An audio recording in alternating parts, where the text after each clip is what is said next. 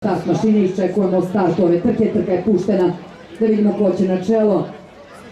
Miami Storm, Newbie Hope namešta nogu u levu i u zengi nešto bolje, džoki Goran Mešetović, Newbie Hope, Miami Storm, Gaugamela, Spinutku fino pre trke, iznutra Princess Elektra, s polja Lokator, u sredini tamo Foreign Max, sa njegove leve strane Brainiac, potom Teo, pa Reborn.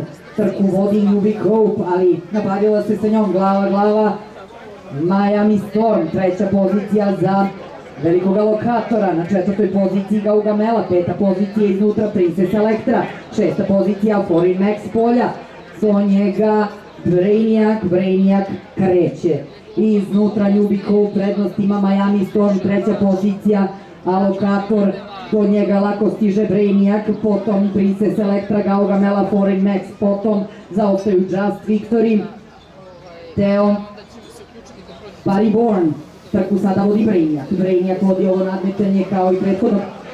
Pad grla Princess Elektra i pad Alekse Stanarevića, hitna pomoć da ode odmah do palog jahača. Hitna pomoć, neka ode do jahača, grlo je ustalo, hitna pomoć, neka ode do jahača.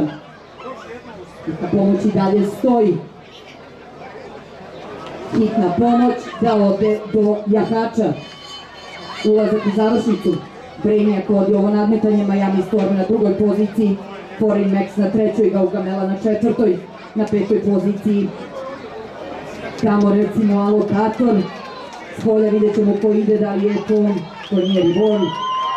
Simultanka Brainiaca, dobar odabir trke trenera Zorana Lukića, borba za drugo mesto, Miami Storm će odoleti, Gaugamela treća, Foreign Max četvrti, peta pozicija Just Victory, šesta pozicija Teo, sedma pozicija Lokator, 1,2 manje pobede. Radnoćno 20 dužina, 2 dužine, pola dužine.